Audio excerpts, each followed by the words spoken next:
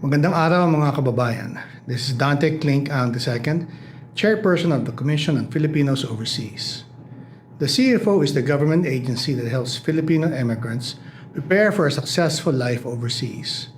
Unlike other migrant-focused agencies, the CFO plays a unique role in strengthening the economic, cultural, and political ties between Filipinos overseas and the Philippines.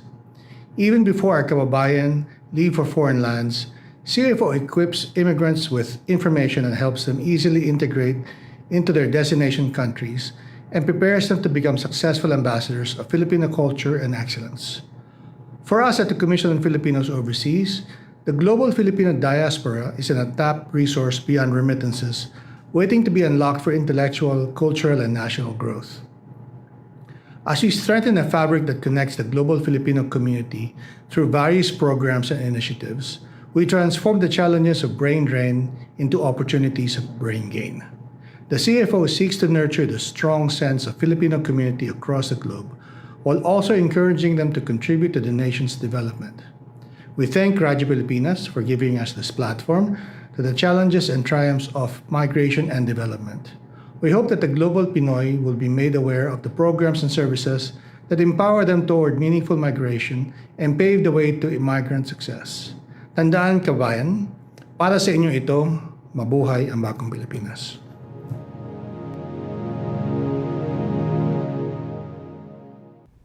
Narito na ang programang mag-uugnay sa mga Pilipinong naninirahan sa iba't ibang panig ng mundo. Serbisyong CFO sa Bagong Pilipinas.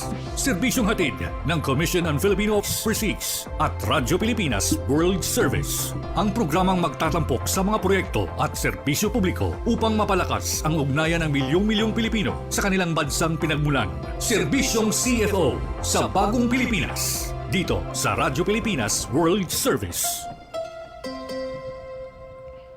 Tinig ng bayan, lakas ng katotohanan. Himpapawid na may layuning paglingkuran ang mamamayan. Sa bawat kwento may diwa ng serbisyo. At sa bawat balita may puso at paninindigan. Ito ang Serbisyong CFO sa Bagong Pilipinas. Serbisyong CFO sa Bagong Pilipinas. Dito sa Radyo Pilipinas World Service. Magandang araw Luzon, Visayas at Mindanao. At magandang araw din po sa lahat ng ating kababayan saan man sa mundo. Ito ang Tambala. Jairus Madlang Bayan. Ares Gutierrez at kayo'y nakikinig sa Serbisyong CFO sa Bagong Pilipinas, ang programang handog sa inyo ng Commission on Filipinos Overseas at ng Radyo Pilipinas World Service. Ngayon po mga kababayan ay Martes na naman po, ika-28 ng Abril taong 2026. Magtungo po tayo sa mga balita na may kinalaman sa ating mga overseas Pinoys. Nandito na ang mga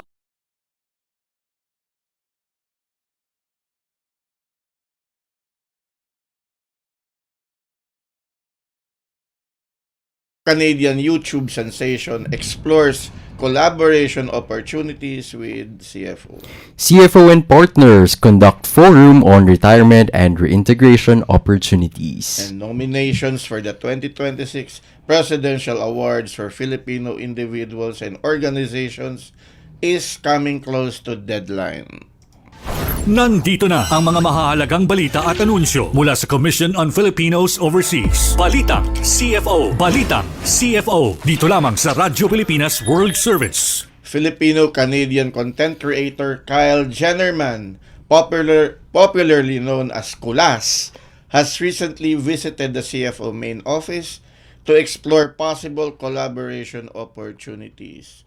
Kulas, who became a naturalized Filipino, has lived in the Philippines since 2013. He has produced thousands of stories highlighting Filipino values and his experiences in adapting to his new home environment in his blog titled Becoming Filipino. Kulas has taken interest in CFO's programs such as Virtual Centro Rizal, Youth Leaders in the Diaspora, and Lingkod sa Kapwa Pilipino program. Nandito na ang mga mahahalagang balita at anunsyo mula sa Commission on Filipinos Overseas. Balitang CFO. Balitang CFO. Dito lamang sa Radyo Pilipinas World Service. And together with the Philippine Retirement Authority and organizations such as ATICHA and NAFA, the Commission on Filipinos Overseas held its first retirement and reintegration forum attended by members of the Filipino diaspora from United States. The forum served as an avenue to discuss opportunities, challenges, and emerging models for retirement in the Philippines. CFO Secretary Dante Clink Ang emphasized the country's capacity to cater retirees, especially dual citizens, on the available local resources and opportunities. CFO, on the other hand, continues its studies in aligning retirement programs with the needs of non-resident Filipinos and prospective retirees. Nandito na ang mga mahahalagang balita at anunsyo mula sa Commission on Filipinos Overseas. Balitang CFO. Balitang CFO. Dito lamang sa Radyo Pilipinas World Service. Nominations are still open for the 2026 Presidential Awards for Filipino individuals and organizations overseas. Nominations will be accepted until May 29, 2026. Please watch this video for more details.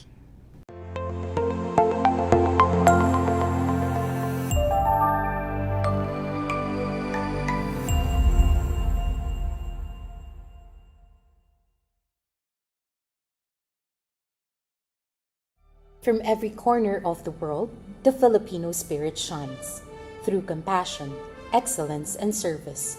Wherever they may be, our kababayans continue to bring honor to the nation. The Presidential Awards for Filipino Individuals and Organizations Overseas, or PAFIO, celebrates the extraordinary contributions of Filipinos abroad and international partners whose contributions transcend borders and uplift the Filipino spirit. Established in 1991 through Executive Order 498 under the presidency of President Corazon C. Aquino, the PAFIO was born from a deep gratitude for the global Filipino community's unwavering support for the nation's growth and resilience. From this vision grew a platform that honors excellence, service, and global solidarity in many different forms. The PAFIO honors contributions across 4 distinct categories, each celebrating different facets of excellence and service. The Banaag Award recognizes collective action that uplifts Filipino communities abroad, emphasizing the power of collaboration and support. The Pamana ng Pilipino Award acknowledges individual excellence and distinction in various fields, highlighting the remarkable achievements of Filipinos worldwide. The Lingkod sa Kapwa Pilipino, or Linkapil Award, honors those who give back through humanitarian efforts and nation building, showcasing the spirit of giving and dedication to the Philippines' progress. Lastly, the Kaanib ng Bayan Award recognizes foreign partners who have gone above and beyond in championing the Filipino cause, underscoring the importance of global collaboration.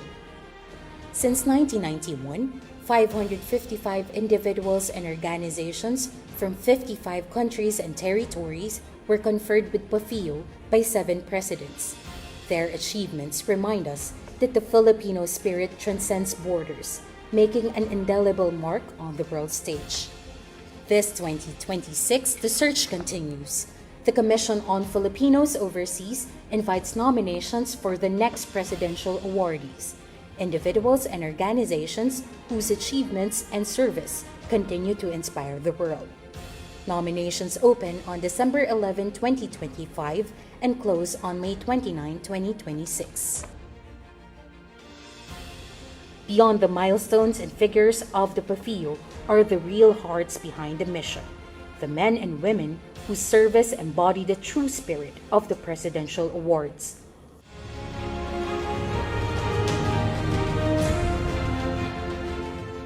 Visit the PAFIO website to know more about the awards and download the nomination form from the QR code and official links provided.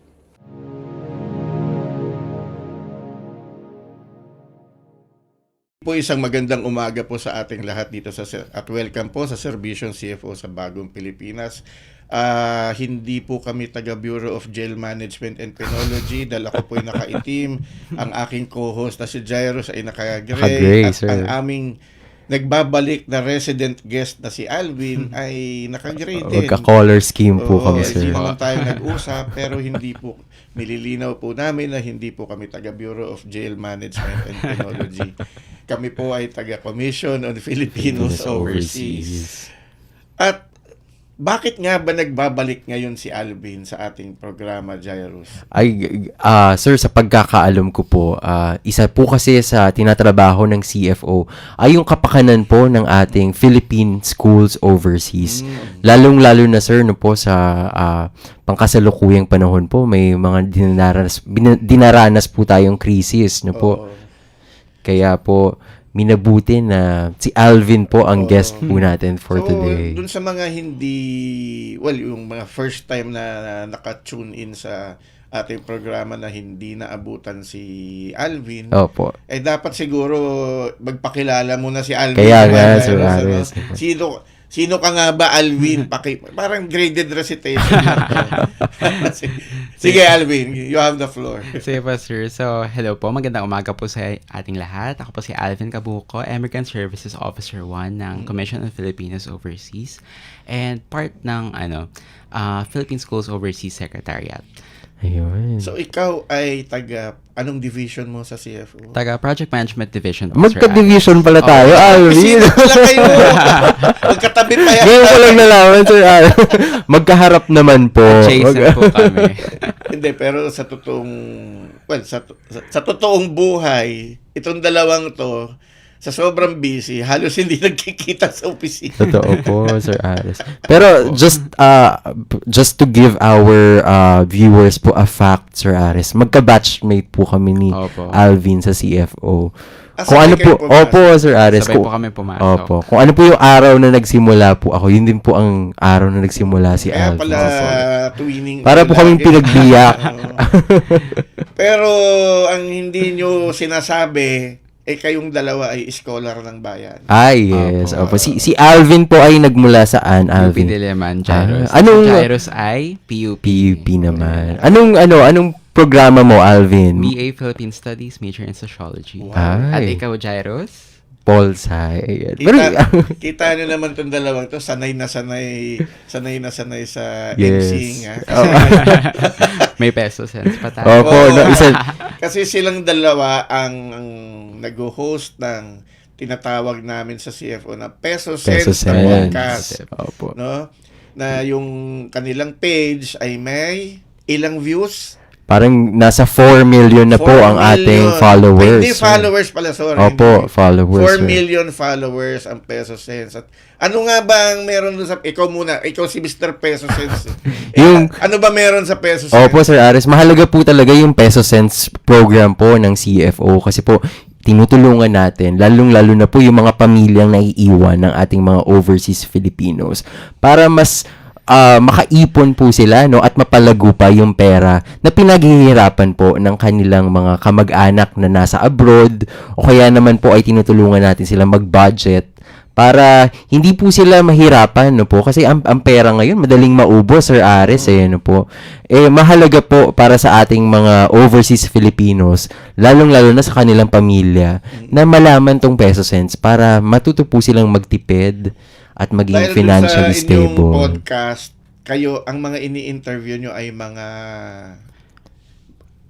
Ano ba yung mga ini-interview nyo doon? Mga bankers? Mga ano ba? Usually po mga executives from the Philippine Stock Exchange, tapos Opo. RCBC din, Yes. Jairus, right? Mga financial partners ng Mga CFO. notable financial institutions po in the Ano Philippines. pinag-uusapan nyo doon?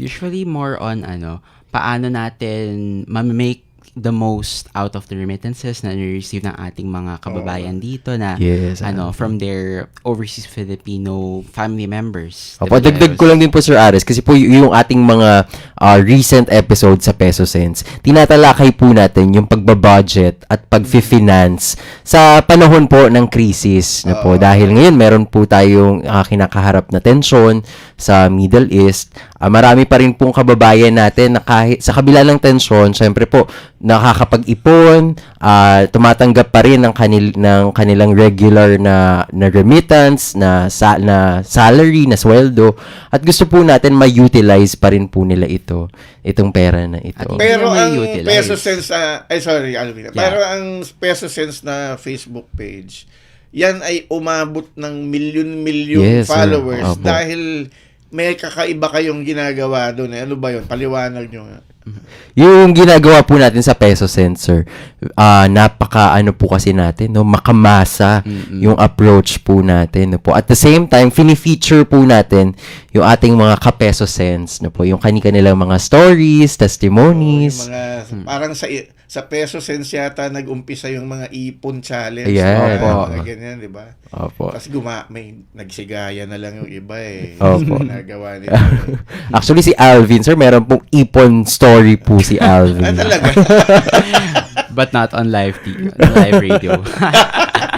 Pero nakaipon ka. Opo naman, sir. Yeah. Ibig sabihin, you practice what you preach. Yes. Tapos apart from utilizing din, Sir Ares, sa Pesos and Financial Tips podcast or vlogs din namin, fini-feature din namin yung iba't ibang ways of investing Oo nga. dito na available for overseas Filipinos here in the Philippines.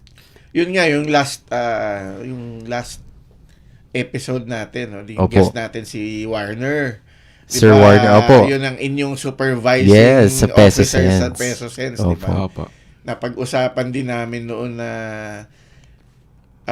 yung meron kayong ginagawang parang competition among Philippine schools overseas. Yes. Stock Yes po. trading, Yes di ba? po, sir. Paano, paliwanag mo ngayon, Alvin, dahil ikaw ay involved din naman doon. So far, yung stock trading game initiative po ay in collaboration po with the Philippine Stock Exchange. So at present po, planning pa po ito, pero ang objective po ng stock trading game is to advocate financial literacy and knowledge on the local stock market among our overseas Filipino students in PSOs. Pero ano ba ang nakita ng CFO? Bakit kailangang dati kasi ang sinasabi is turuan ng financial literacy yung mga pamilya, di ba? Opo. Yung mga naiwan na asawa ng nagtatrabaho sa Opo. abroad pero ngayon ang focus nung ginagawa nyo is yung mga anak, Yes di ba? po. So bakit ninyo ginagawa yun? Of course po, as future agents of national development overseas, ina-advocate din po ng CFO at saka ina-envision din po ng CFO that our students and PSOs continue to be agents towards not just the prosperity and the development of their host countries where they reside at present, but also contribute back to the Philippines.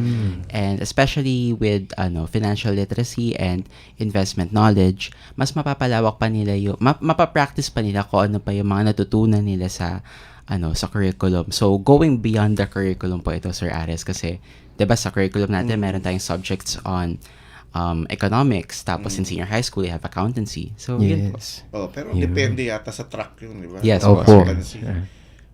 Kasi sa ano ka ba nung senior high? STEM po, UMS sir. o STEM? STEM po, sir. STEM ka. STEM. Parang yung accountancy nandun sa, ano yung isang track, ABE? Sa ABM. ABM. naman, sir. po, sir. Pero starting yata next year, wala nang Wala na po. Yes po, sir.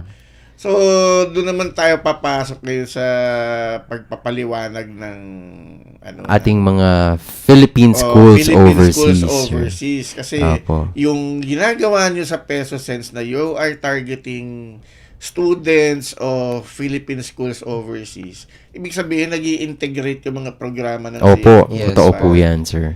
So, yun na. Ano ba ang papel ng CFO sa Philippine schools overseas?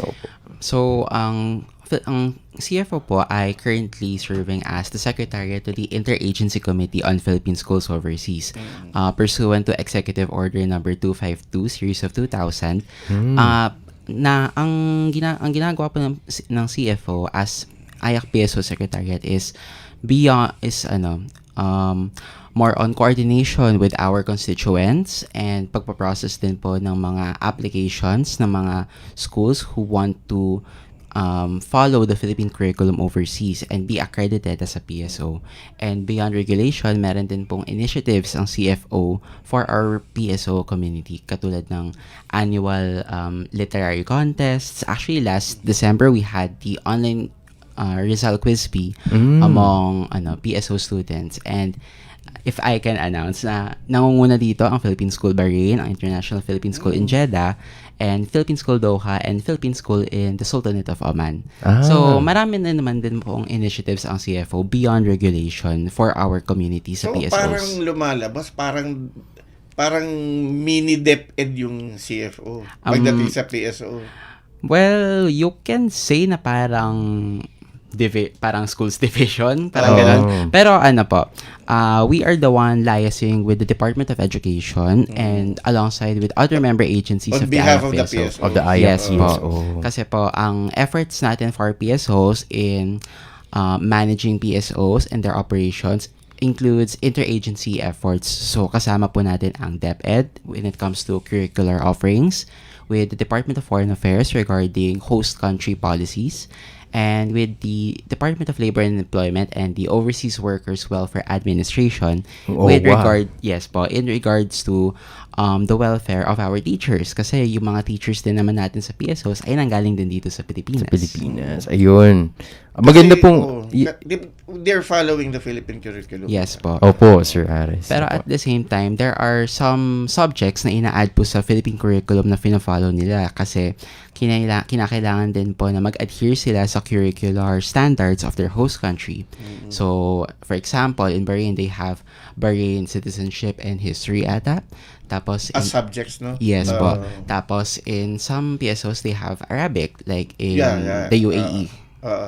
Yung ginagawa po ng ating PSO Secretariat na po, sir, napaka-aligned po doon sa objectives at sa mandato ng CFO, which is to connect and to serve as to become a linkage ng ating mga overseas Filipinos. Yes, and na our po, Alvin. primary objective as PSO Secretariat is to ensure that kasi karamihan ng mga PSO students natin, after they completed their basic education overseas, especially in PSOs, they could easily reintegrate back to the Philippines because what they are following na curriculum sa PSOs ay inline sa na rin ang standards natin Sa DepEd, no? Yes, po, sa Yes. Pilipinas.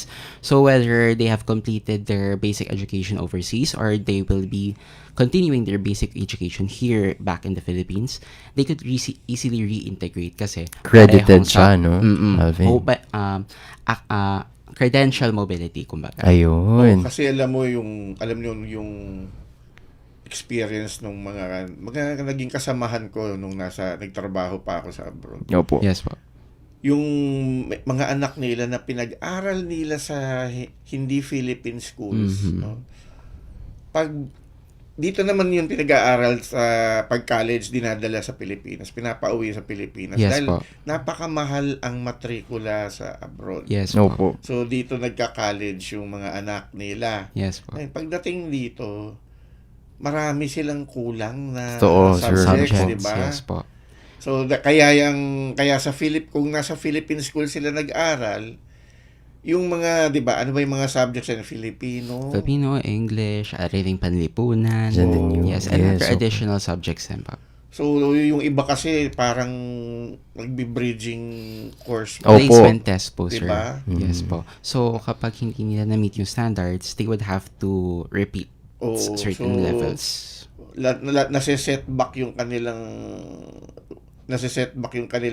timeline sa pag-aaral ng college. Yes Opo. po, At sir. the same time, sir, no, nagiging avenue po yung ating mga PSOs para ma-preserve pa rin po, no, yung Philippine roots Yung ng ating mga identity. yung identity. Actually, not just preserving gyros. Oo.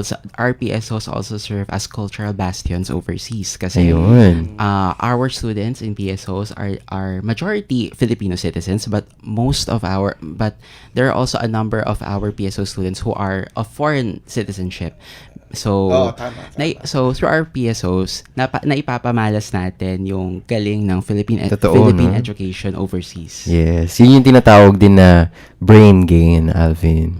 Somehow, no? So itong pinag-uusapan natin in a way summarizes yung not summarizes, parang reflects yung tinatawag nating strategic pivot ng Opo. Yes CFO. So, paliwanag mo ano yung strategic pivot. Lagi mong naririnig sa boss natin yan. Kung usapang strategic naman po, Sir Ares, we can consider PSOs as a form of one of the Philippines' many forms of soft power. Kasi if we are to be aware of cultural diplomacy and educational diplomacy on the other hand, makikita natin sa PSOs yung efforts nila in not just representing the Philippine education standards and Philippine curriculum overseas, but also yung yung iba't iba pang qualities of Filipino heritage na na-appreciate din ng foreign nationals overseas. And Yes. if I remember correctly, the one leading factor kaya if I could put it in a word, patok sa Oo. foreigners ang papaaral sa kanilang mga anak sa Philippine schools is because of our English literacy. Yes. Kasi maraming pumupunta ngayon dito sa Pilipinas Yes, na Koreans. Yes po. I think Chinese meron din. No? Opo. Yes They po. come here because they want to learn English. English. They want to be proficient in English. Diba? So, at the same time, yung PSOs natin, they serve as an avenue for that For purpose. those purpose. Kita mo naman to si Alvin, Jairus, sir.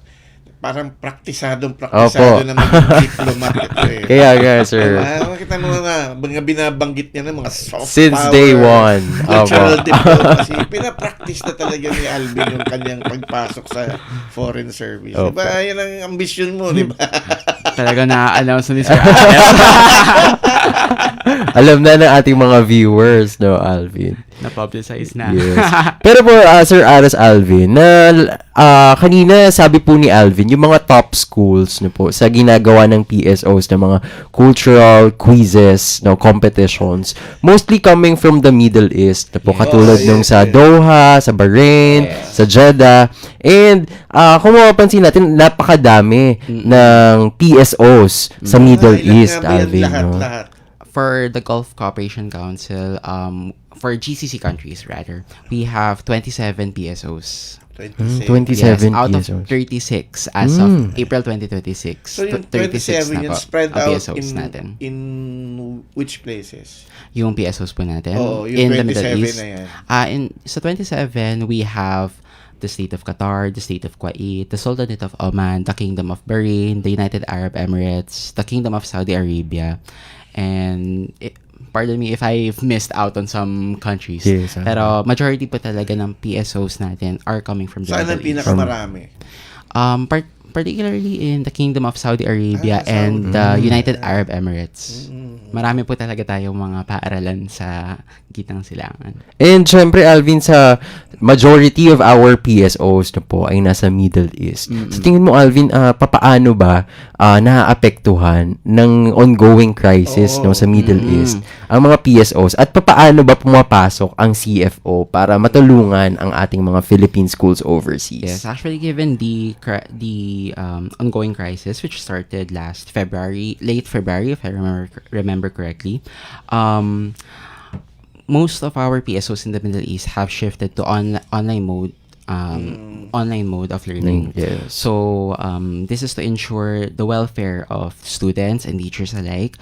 Given na in the Middle East alone, we have 25,242 students. Yes, and Napakarami. 1,000 plus faculty, but a mix of Filipino and foreign nationals. Foreign nationals. So, the CFO, on the other hand, as secretary to the AYAC PSO, coordinates with member agencies. So, ang ginagawa ng CFO ay, kumbaga parang, if you could put it, on-ground coordination sa ating PSOs because we have very close connections with our PSO administrators, our PSO faculty, and even some PSO owners. So, sila yung nakakapag-relay kung ano yung mga modes of learning na ina-adapt nila given the ongoing crisis. And we are the one reporting that to the Interagency Committee. And the efforts of the Interagency Committee, particularly with DepEd and the TFA, sila yun naman yung nag-i-issue ng particularly the TFA, ng alert levels in some areas in the Middle East. So yun po, with that interagency effort, and yung DepEd nga recently nung first week ng April, nag-conduct ng kamustahan session with our PSOs to ensure that At kasama rin ng CFO dyan, of Alvin. course, Jairus, para ma-ensure natin yung overall welfare and yung continued delivery of the Philippine curriculum overseas despite the ongoing crisis. So, dyan sa kumustahan, kumusta na nga ba sila? Oo nga po. Majority po talaga, sir, they have adapted to online learning po. Pero given in the recent weeks, some have already shifted to gradual return to on-site instruction. But at nung kamustahan, ang nangyari was diniscuss yung iba't ibang concerns ng PSOs, particularly relating to crisis communication. Kasi syempre, importante ang communication is in times of crisis. You have to stay informed. Yes. Tapos, in terms of credential mobility, because some of our kasi hindi mo rin naman maiiwasan na yung mga magulang ng ating PSO students ay magre-repatriate back to the Philippines. So majority of their concerns are focused on credential mobility. So na-address naman ito ng Interagency Committee by stating na as long as the Philippine curriculum is followed in PSOs, may ease of integration naman back to the local education standards here in the Philippines. Napag-usapan ba dun yung yung nabanggit mo lang din naman yung credential mobility? Kasi yung situation sa Middle East, no? May possibility pa siyang mag-escalate. Opo. And baka biglang magkaroon ng repatriation. And in the process of, dahil emergency yan, Yes po. baka hindi nila madala yung mga papers nila. So, napag-usapan ba yan? Dun sa... Yung DepEd and CFO work hand in hand when it comes to records, because the CFO is the Secretariat of the Interagency Committee. We have copies na of student records, summary of enrollment data, even the profiles of our faculty and administrators. So, sa atin tinatransmit yun, and we evaluate that, tapos nire-review din natin, then we transmit those documents to the Department of Education. So, when it comes to records, primarily that yung Department of Education po ang may original copies, if that would be the right term. But the CFO is also aware of all records being transmitted to the DepEd since we are the secretariat. Na-imagine ko lang, Jairus, na imagine you have 27 PSOs in the Middle East, sir. Na in a crisis situation. Opo. Tapos yung sinasabi ni Alvin na tinatransmit yung records, and we're talking about how many thousands of students. Inimagine ko lang yung liit ng opisina ninyo sa CFO. Paano nagkasya yung although everything is digital, pero yes, sir. Yung enormous amount of storage space. Opo. Yes po. No, na hindi lang basta-basta yung ginagawa pala ng CFO. Opo, Yes po. sir. So dapat madagdagan yung budget ng CFO pagdating sa capability building dahil Yes, opo. yung mga yun example pa lang na binibigay ni Jairus ni Alvin, diba? sir. It shows na napakalaki nung kailangang At the same time, sir, hindi lang po sa Middle East, merong PSOs, no po? Saan pa ba may ibang PSOs? We also have PSOs in Cambodia, in Timor-Leste. Actually, yung pinakabago po nating PSO comes from Timor-Leste, the St. Jude Tadeos International School. Then, we also have PSOs in... Oh my gosh, forgive my memory. Parang Italy meron, di ba? Yes, sir, the Italian Republic. Dalawa po yung PSOs natin doon. And even one in Greece, In the Hellenic Greece. Republic. Ayun. Alvin, yung sinasabi natin kamustahan na fina-facilitate, na kinoko-facilitate ng CFO, gaano ba siya kadalas nangyayari? And meron ba tayong mga upcoming kamustahans pa in the future? Yung kamustahan natin ay for this particular session held during the first week of April, it was done in if you could call it, parang emergency capability. Yes. Because kinakailangan din talaga natin i-check yung I-check welfare at ng i-monitor. ating PSO constituents. Though the CFO is actively monitoring the welfare of our students kasi may close connections naman tayo Kaya sa nga. ating mga sa PSO faculty, sa PSO administrators. And yung kamustahan serves as an avenue or a platform rather kung saan collectively ma-relay ng ating PSO constituents ang kanilang mga concerns. Actually, in addition sa concerns po nila Sir Ares, yung iba pa nilang concerns na raised were the unauthorized operation of online schools na Meron pa rin ganun. Yes Hanggang po. ngayon. Kaya may, sa pagkakaalam ko po, no, Sir Ares Alvin, may nirelease na listahan ang Yes CFO, po. no, Alvin? Nung February po, nag-release po ng advisory ang CFO on accredited PSOs Yes. because Ay, ito lang. Itong 30, how many? 30 by that time it was 35 pero ngayon po sir as of April 2026 36 na po tayo. 36. Kasi po ang nagiging implications po kasi when na-enroll ang bata sa isang unaccredited PSO or should they even be called a PSO? Unaccredited school rather. Nagkakaroon ng problems on credentials talaga. That is the main problem because kapag kasi syempre hindi mo may iwasan na some of these online schools offer the delivery of the Philippine curriculum in much cheaper compared to accredited Philippine schools.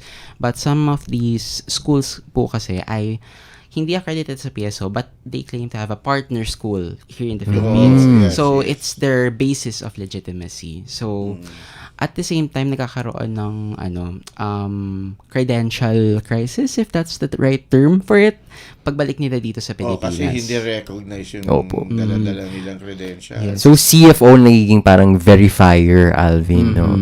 Ang nag-a-accredit din. Yes, we are the one looking Pero out. alam nyo kasi ang sa yung mga nakita namin noon, they're not even representing themselves as schools.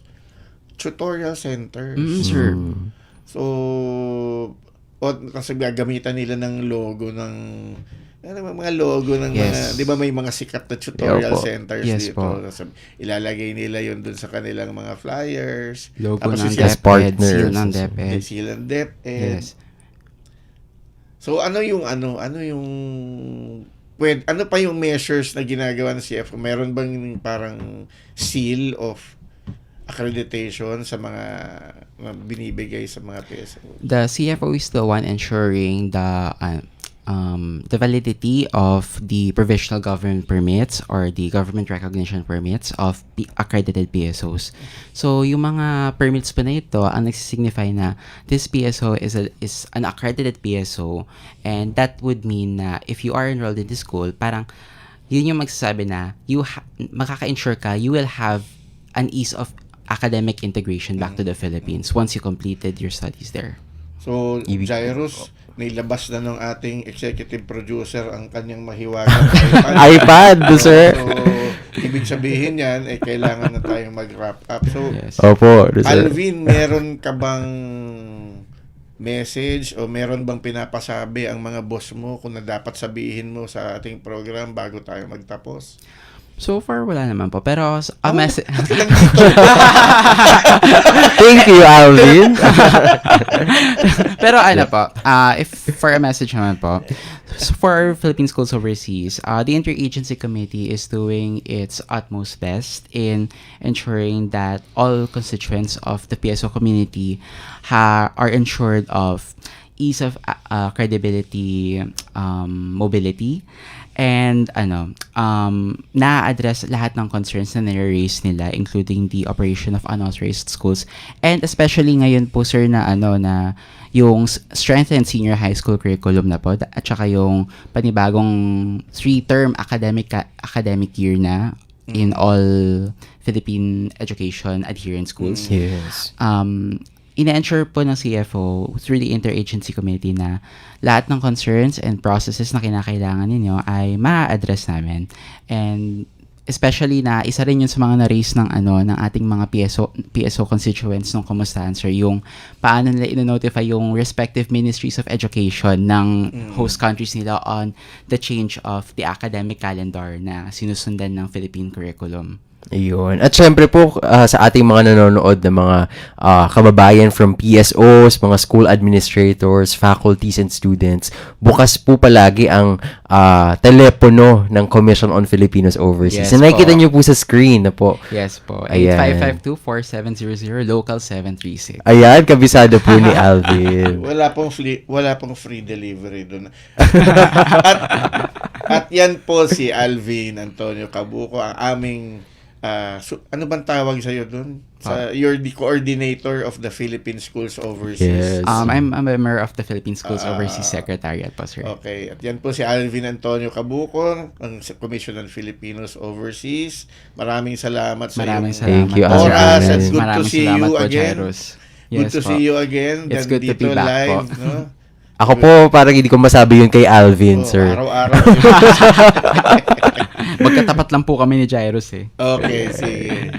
Serbisyong CFO sa Bagong Pilipinas. Dito sa Radyo Pilipinas World Service. At nagdaan na naman po ang isang episode ng ating programang Serbisyong CFO sa Bagong Pilipinas. At sa bawat kwento, sa bawat serbisyo, at sa bawat impormasyong hatid ng CFO, layunin nating mas mapalapit ang gobyerno saan mang Pilipino, saan man sa mundo. Tandaan, kababayan, basta't balita at serbisyo publiko. CFO kasama mo saan man sa mundo. Hanggang sa muli, ito ang Serbisyong CFO sa Bagong Pilipinas. Narito na ang programang mag-uugnay sa mga Pilipinong naninirahan sa iba't ibang panig ng mundo. Serbisyong CFO sa Bagong Pilipinas. Serbisyong hatid ng Commission on Filipino Overseas at Radyo Pilipinas World Service. Ang programang magtatampok sa mga proyekto at serbisyo publiko upang mapalakas ang ugnayan ng milyong-milyong Pilipino sa kanilang bansang pinagmulan. Serbisyong CFO sa Bagong Pilipinas. Dito sa Radyo Pilipinas World Service.